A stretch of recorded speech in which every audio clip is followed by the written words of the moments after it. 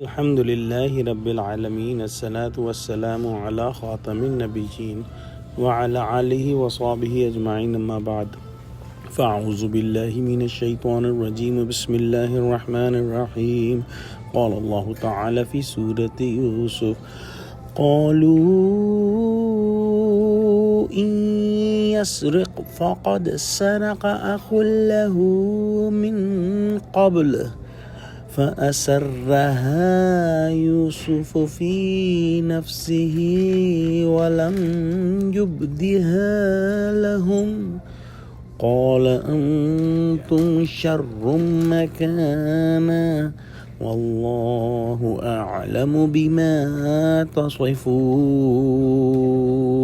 ترجمہ: برادران یوسف نے کہا کہ اگر اس نے چوری کی ہو تو کچھ عجب نہیں کہ اس کے ایک بھائی نے بھی پہلے چوری کی تھی۔ یوسف نے اس بات کو اپنے دل میں مخفی رکھا اور ان پر ظاہر نہ ہونے دیا اور کہا کہ تم بڑے بدقماش ہو اور جو تم بیان کرتے ہو خدا اسے خوب جانتا ہے۔ جب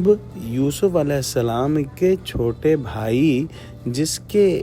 شلیتے میں سے وہ پیالہ برآمد ہوا اور ظاہری طور پر وہ چور قرار پایا تو پھر ان کے بھائیوں نے موقع پا کر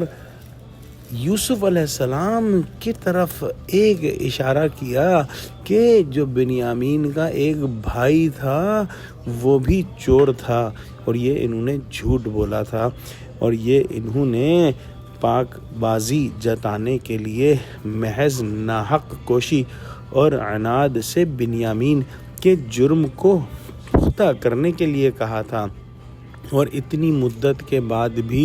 یوسف معصوم پر جھوٹی تہمت لگانے سے نہ شرمائے۔ مفسرین نے اس موقع پر کئی قصے بیان کیے ہیں جن کی طرف برادران یوسف نے چوری کے لفظ میں اشارہ کیا تھا، لیکن جو ہے وہ سمجھنے کی بات یہ ہے کہ دل کے اندر ان کے میل تھا اور اب بھی باقی تھا۔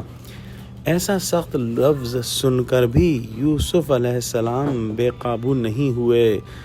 اس وقت ان کی ایسی پوزیشن تھی کہ جو چاہتے وہ ان کو سزا دے سکتے تھے، لیکن مصلحت خداوندی افشائے راز کو مقتضی نہ ہوئی اور انہوں نے راز اس وقت راز ہی رہنے دیا۔ یوسف علیہ السلام نے بات کو دل میں رکھا